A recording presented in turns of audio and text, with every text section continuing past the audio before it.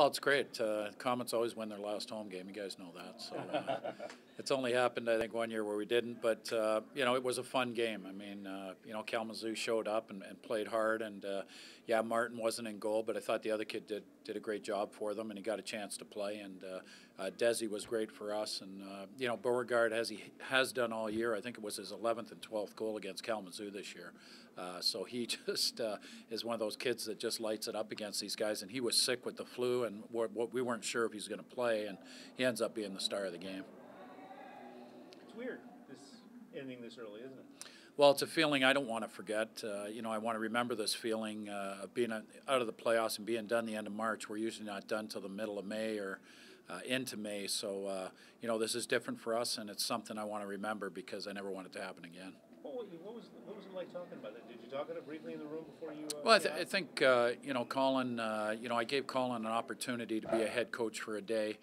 He wants to be coach someday, and I did the same thing with Gary Graham when I was grooming him. And it was Colin's turn tonight, and our meeting. Colin had the meeting, and the meeting was all about how you want to be remembered as a player, and by the fans you're playing for, and what do you want to leave as your legacy. So it was pretty good. We went around the room with a lot of players, and guys talked about it, and I think Colin will be a good head coach one day. He definitely got his first win tonight, which was great for him.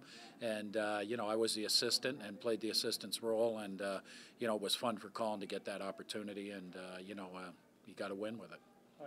You've done the rebuild before. It looks like it's going to have to be done again. Yeah, it's like the first year in the CHL, and trying to come back and finding out what you need to win in that league. And I think we've learned a lot this year. A lot about affiliations and the strengths you can get from affiliations. And you look at teams like Cincinnati, and people say affiliations aren't good, and they got two of them. And Reading, I think, has two affiliations. Some of the top teams in the league have two affiliations. So affiliations for this league, I think, are a positive because most of the best teams in the league have not only one but two affiliations. So I think our affiliation helped us this year big time with Josh Britt in the first 20 games. Players like Lash and Caputi when they came in, Schaus, et cetera, and especially Deloria. You can't say enough about us getting a NHL goaltender to play for us the last month of the season. So I thought, it was very helpful, and at times it hurt us a little bit. But I think, the big hurt came with Kenny Ryder going up, not coming back, Maggio going up, getting signed, and great for those guys.